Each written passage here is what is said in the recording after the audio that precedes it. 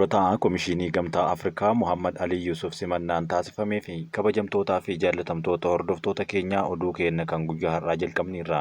Oduuwwan keenya kan guyyaa har'aatiin keessattuu dhimmoota Eertiriyaa fi Itoophiyaadhaan wal qabatan bal'inaan simbiraan kan geenu ta'a. Biyya alaatiif biyya keessaas qopheeffanneetiin jirra. Hanga xumuraatti nu waliin akka turtan isin affeerra. Nu waliin yeroo turtan qaroo miidiyaa laayik, sheer, sabiskiraayib gochuu hin dagatina. Guyyaan kenniinsa qormaata eebbaan boodaa biyyaalessaa dheereffamuun himame. Guyyaa kenniinsa qormaata eebbaan boodaa biyyaalessaa marsaa sadaffaan gara bitootessa 12 bara 2017tti dheereffamuu ministeerri barnootaa beeksise. Ministeerichi bitootessa 5 akka kennamu sagantaan bahee turuu yaadachiisuun bu'uura gaaffii namoota qormaaticha fudhataniin gara bitootessa 12tti dheereffamuu himameera. Guyyaan galmee hanga bitootessa 1 bara 2017tti tures hanga bitootessa 4 bara 2017tti dheereffamuu ragaan ministeericharraa argame ni mul'isa. Durataa Komishinii Gamtaa Afrikaa Muhammad Alii Yusufiif simannaan magaalaa Finfinneetti taasifame. Durataa Komishinii Gamtaa Afrikaa haaraa ta'uun kan filataman Muhammad Alii Yusuf guyyaa kaleessaa magaalaa Finfinneetti simannaan taasifameefii jira. Muhammad Alii Yusuf wayitaa magaalaa Finfinnee teessoo Gamtaa Afrikaa gaham ministeera dhimma alaa Dr. Geediyoon Ximaatiyoos simannaa taasisanii jiru. Yaa'ii idilee 38ffaan hooggantoota Gamtaa Afrikaa Muhammad Alii Yusuf durataa Komishinii Gamtaa Afrikaa taasisuun filatamuun ni yaadatama. Muhammad Alii Yusuf guyyoota muraasa booda biiroo isaaniitti kan galan ta'uu ragaan Inistituutii dhimma alaa irraa argame ni addeessa. Fiild Maarshaal Birhaanuu Juulaan pirojektoota garaagaraa eebbisaa jiru. Itamaajoor Shuumii waliigalaa humna waraanaa Itoophiyaa Fiild Maarshaal Birhaanuu Juulaan pirojektoota garaagaraa eebbisiisaa jiraachuun ibsame. Fiild Maarshaal Birhaanuun har'a ganama mooraa mana jireenyaa kutaa waraanaa qajeelcha mahaandisii ajaja bahaa eebbisaniiru. Itti aantuun mana jireenyaa ammayyaa raayyaa ittisaa fi hospitaala sadarkaa sadaffaa ajaja bahaa baasii birrii biiliyoona 3 ijaaraman ni eebbifamuun jedhamee kan eeggamu yommuu ta'u ragaan raayyaa ittisaa irraa argames ni addeessa. Eertiriyaan dubbii Jeneraal Saadqaan Gabretinsaa'ee irratti deebii kennite. Leetinaal Jeneraal Saadqaan Gabretinsaa'ee waraanni haaraan Itoophiyaa fi Eertiriyaa gidduutti kaanaan kaartaan biyyootaa ni jijjiirama jechuun dubbachuun isaanii ni yaadatama. Eertiriyaan deebii kenniteen waraanni Itoophiyaa fi Eertiriyaa gidduutti yeroo kamiyyuu ka'uu danda'u jechuun kan fedhii Itoophiyaa waraanaaf qabdu agarsiisa yoo jettu ministeerri odeeffannoo Eertiriyaa ibsa kibxata kaleessaa baasen qaama ajandaa buufata Eertiriyaa Asab humnaan qabachuudhaaf jechuun jeneraalicha qeeqaniiru. Miseensa kaabinee bulchiinsa yeroo Tigraay Jeneraal Saadqaan ibsa sanbata bitootessa 10 kennaniin waraanni haaraan Asmaraa fi Finfinnee gidduutti gaggeeffamuu kaartaa biyyoota lamaanii jijjiiruu danda'a jechuun dubbatanii turan. Waraanichi yeroo dhaabbatu garuu teessumni lafaa biyyoota lamaanii amma beeknu itti fufuu hin danda'u kan jedhan Saadqaan Asmaraan guyyaa har'aa ministeera Yemaanee Gabremasqaliin deebii kenniteen bara 1998 hanga 2000 waggoota lamaaf waraana daangaa Itoophiyaa fi Eertiriyaa gama magaalaa Finfinnee buufata Asab to'achuudhaan yaadama qaba kan tureef kanaanis osoo hin milkaa'in hafuu kaasaniiru. Kunis yeroo wareera sadaffaa bara 2000tti qoratame jechuudhaan toora X irratti ministeerichi barreesseera. Waraana daangaa Eertiriyaa fi Itoophiyaa gidduutti gaggeeffamaa ture olaantummaan hoogganaa kan turan waraana Itoophiyaa ta'uun kan hoogganan Jeneraal Saadqaan gaafiif deebii caamsaa bara 2020 taasisaniin buufanni Asab kan daangaa Eertiriyaa keessa jiru abbummaa Itoophiyaa jala galuu qaba jechuun ejjennoo isaanii akka hin jijjiirre dubbataniiru.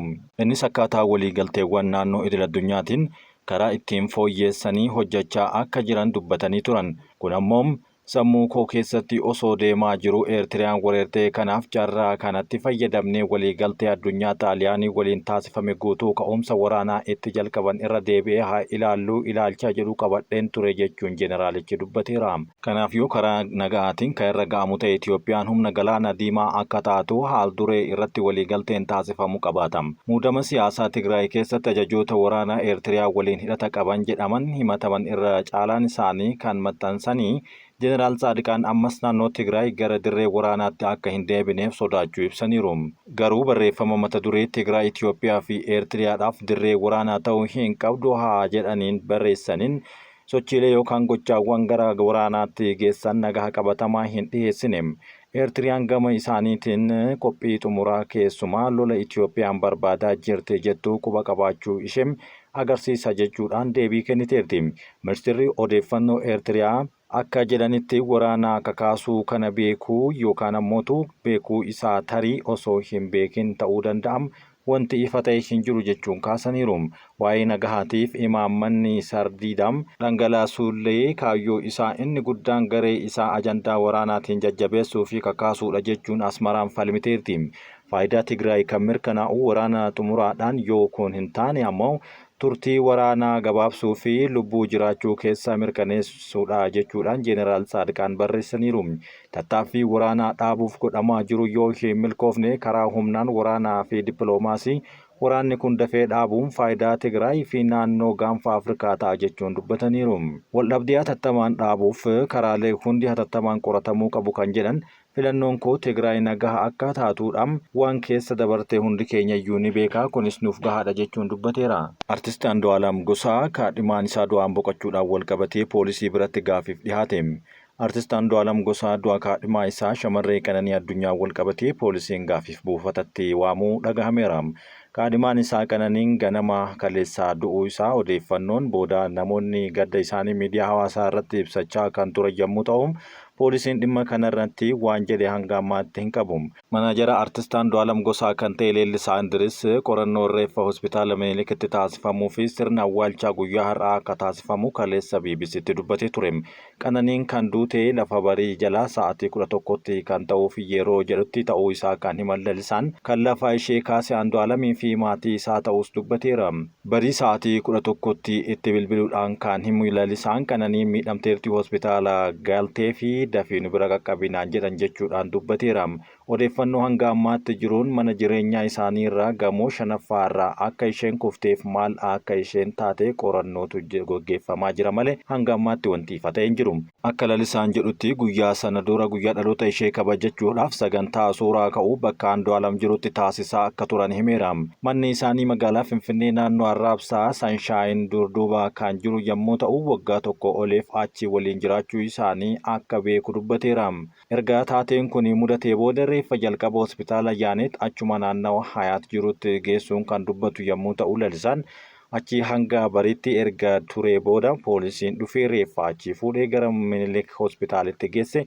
Qorannoo reeffaa taasifamee bu'aan qorannoo hanga ba'utti reeffa gara sulultaa maatii ishee bira deemee jira jechuunis dubbateera. Sirni awwaalchaa magaalaa Finfinneetti kan raawwatamu ta'uu yoo kaasan Andu'aalam erga albama haaraa Ayyaantuu jedhu gadhiise kilabii hojjechuu dhaabee jira. Qophiin guutuuyyuu kan taasisaa jiru koonsartii albamichaatiif jechuudha. Akka manaajarri Andu'aalam Leellisaan jedhutti artistiin kun yeroo ammaa qorannoo barbaadameef buufata poolisii jira yoo jedhu Andu'aalam yeroo ammaa kanatti isatu mana haakimii ishee geessee mana yaalaas erga turanii booda poolisiin jecharraa fuudhuudhaaf Andu'aalamin fudhateera jechuun dubbateera. Odeeffannoo maatii isaa waliin maal akka jedhu odeeffannoo dogongoraa odeeffannoo kan sobaa fi Andu'aalamin ammoo fuudhanii jechuurraas akka of qusatan namoonni hawaasaa qabanirraa of duubatti akka deebi'anis akeekkachiiseera. Hidhame jedhanii garuu hanga ammaa wanta nutti himan hin jiran kan jedhaniif jecha ofiirraa fuudhuuf malee sa'aatoota muraasaaf nu bira ture jechuunis itti dabaleera. Andu'aalam dhihoo albamii haaraa gadhiise yoo ta'u torbaan muraasa booda viidiyoo kilippii haaraa uummataafis gadhiiseera. Weellistoota Oromoo muuziqaa ammayyaa gurra horataa jiran keessaa beekamtiin isaanii kanneen afaan Oromoo hin dhageenye birattillee dabalaa kan jiru keessaa artistiin kun isa tokko yommuu ta'u taatee kana booda namoonni gaddaa fi komii akkasumas himannaa garaagaraa miidiyaa hawaasummaa irratti katabaa jiru. Leellisaan miidiyaa hawaasummaa irratti odeeffannoon dogongoraa maatii irraa hin taane jiru jechuun namoonni hanga wanti sun qoratamee ifa ta'utti osoo wantoota akkasii barreessuu baatanii jechuunis dubbateera. Qananiin Yuunivarsiitii Arbaa Mincirraa muummee barnoota injiinaringii digirii jalqabaatiin kan eebbifamte yommuu ta'u eegasii booda moodelingii fi beeksisaa miidiyaa hawaasaa irratti hojjechuudhaan kan beekamtudha.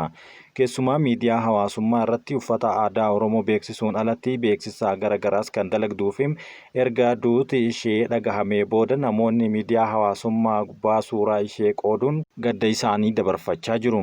Akka odeeffannoon kibxataa bareeduu ishee dura guyyaa wiixataa guyyaa dhaloota ishee dhihaataa jiruuf suuraa ka'aa kan turte agarsiiseera. Akkaataa du'e isheetiin poolisiin qorannoo eegaluu malee ammatti wanti uummataafis ifa ta'e hin jiru. Dubbi himaan poolisii magaalaa Finfinnee Inspektar Maarqos Taaddasaa garuu ammatti yaada kennuun akka hin danda'amne dubbachuu isaanii VON gabaaseera. Garuu duuba argamaa arganneetti yommuu dabarru Siwiidin Raashaan nageenya isheetiif balaa guddaa ta'uu himte. Raashaan sababii ilaalcha hamaa biyyoota lixaa irratti qabduuf Siwiidiniif balaa guddaa akka taatu tajaajilli nageenya biyyaa Iskandinaaviyaa ibseera. Siwiidin gamtaa waraanaa naatootti makamuun ishee nageenya ishee kan cimse yoo ta'u, sochiin basaasaa Raashaa akka dabalu taasiseera jechuun gabaasa waggaa ishee irratti barreessiteerti. Raashaan garuu badii kamiiyyuu hin raawwanne jechuun yoo akkattu saapoon akkasumas haalli nageenyaa Siwiidin hamaa ta'uu kan dubbate yoo ta'u, humnoonni alaa karaa baay'ee sodaachisaa ta'een waraana wal makaa taateen gara jeequmsaa finxaaleeyyii waliin socho'aa jiru jechuunis dubbateera. Hoogganaan dhaabbata Saapoo Shoorleet akka jedhetti haala tilmaamuun rakkisaa ta'uu kan dubbatanii fi balaa qabatamaan haalli nageenyaa kana caalaa daran hammaachuu danda'a jechuunis dubbateera. Siwiidin bara darbee miseensa naatoo kan taate yommuu ta'u, kanas erga Raashaan gurraandhala bara 2022 weerara guutuu Yukureen irratti raawwattee booda akka wabii hundarraa gaarii ta'utti fudhatteerti. Amajjii baruma sanatti ammoo ministeerri ittisaa isaanii sababa weerara Raashaatiin yeroo dhihootti Siwiidin keessatti waraanni jiraachuu akka danda'u kan akeekkachiiseera. Saapoon kibxata darbee akka jedhetti sochiin basaasaa Raashaa bakka durummaa walitti hidhamiinsa miseensota naatoo gidduu jiru diiguu, deeggarsa biyyoota lixaa Yukureeniif taasisu mormuu fi qoqqobbii irra kaa'ame jalaa miliquu irratti kan xiyyeeffatedha jedhan. Sochiiwwan kunneen Raashaa ittisa Siwiidinii fi kanneen Awurooppaa bal'aa keessatti ijaaramuu isaanii haleellaa fi balaadhaaf saaxilamuu ishee dabalaa akka jiru agarsiisa jedhaniiru. Tajaajilli nageenyaa fi basaasa Raashaa yeroo odeeffannoo walitti qaban qabeenya bal'aa fi waltajjiiwwan adda addaa fayyadamuu jechuun ejensichi kan barreesse yoo ta'u, isaan kun qondaaltota basaasaa ari'uudhaan daangeffamuu isaanii ibseera. Yukureen haleellaa diroonii Mooskootti warshaa boba'aa qulqulleessu rukutuu himte. Haaluma qaama haleellaa diroonii halkan darbe Raashaa irratti raawwatame waraanni Yukureen dandeettii oomisha warshaa boba'aa Mooskoo dabalatee iddoowwan tarsiimoo hedduu haleeleera jechuun ifa godhe. Humni waraanaa kun akka jedhutti warshaan qulqulleessituu boba'aa haleellame kun waggaatti boba'aa toonii miliyoona 11 ol oomishuudhaaf kan danda'u yoo ta'u, diizilaa fi beenzila Mooskoo keessaa kan dhibbata 40 hanga 50 ta'u dhiyeessa jechuunis dubbateera. Warshichi ibsa baaseen itti dabaluudhaan buufata oomishaa Orlov keessatti argamu haleeleera. Kunis dhiyeessii ujummoo isaanii boba'aa buufata galaanaa Seent kan qabuuf kan erganiif murteessaadha jechuunis dubbateera. Kun osuma kanaan jiru garuu Yukureen waliigaltee dhukaasa dhaabuu guyyoota 30 turu fudhattee US waliigaltee kana Raashaadhaaf dhiyeessuuf jechuun walgahii guyyaa kaleessaa Saawud Arabiyaatti taa'ame irratti fudhachuu himte. Waggoota 3 darbaniif Raashaa waliin wal waraanatti kan jirtu Yukureen Saawud Arabiyaatti US waliin erga mari'attee booda waliigaltee dhukaasa dhaabuu guyyoota 30 turu akka fudhattu ibsiteerti. Ministeerri dhimma alaa US Maarko Roobiyoo waliigaltee kana Raashaafis akka dhiyeessan himanii Raashaan hanga yoonaa dhimma kanarratti yaada ishee osoo hin kennin hafteerti. Pirezidaantiin Yukureen Volodimir Zelenskiin kanaan booda waraanni Raashaan waliigaltee akka fudhattu amansiisuun ga'ee US jechuu yoo dubbatu, pirezidaantiin Doonaald Tiraamp gurraandhala 28 gita isaanii Yukureen Zelenskii waajjira isaaniitti waamuun erga marii gaggeessanii dheekkumsaan guutamee waliidhaan gargar bahanii wal taasisaniin booda mariin Saawud Arabiyaatti gaggeeffame kun isa jalqabaati kan Yukureenii fi US walitti fide jedhamaara. Ibsa waloo Yukureen waliin baasan keessatti US deeggarsa nageenyaa adda kuttee turte Yukureeniif taasisuu kan itti fuftuu fi odeeffannoo tikaa fi basaasaa murteessoo ta'an Yukureeniif qoodutti akka deebitus ibsiteerti. Maarko Ruubiyoo jiddatti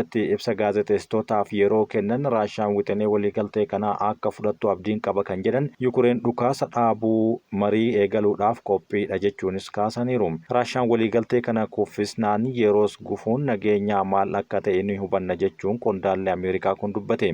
Jila Saawud Arabiyaa magaalaa Jiddaa turan keessaa kan ta'an ergamaan addaa Tiraamp Steve Witkoff guyyoota dhufan gara Raashaatti akka imalus ni himama. Mariin bu'a qabeessa ta'ee Jiddatti akka gaggeeffamu taasisuu isaaniitiif pirezidaantii Tiraampiin kan galateeffatan Zelenskiin Raashaan waraana dhaabuu fi itti fufuu keessaa fedhiin ishee garam akka jiru agarsiisuu qabdi jechuunis dubbateera. Raashaa marii US fi Yukureen booda ibsa akka kennitu eertee turte. Marii kana booda garuu hanga yoonaatti osoo ibsa hin kennin hafteerti.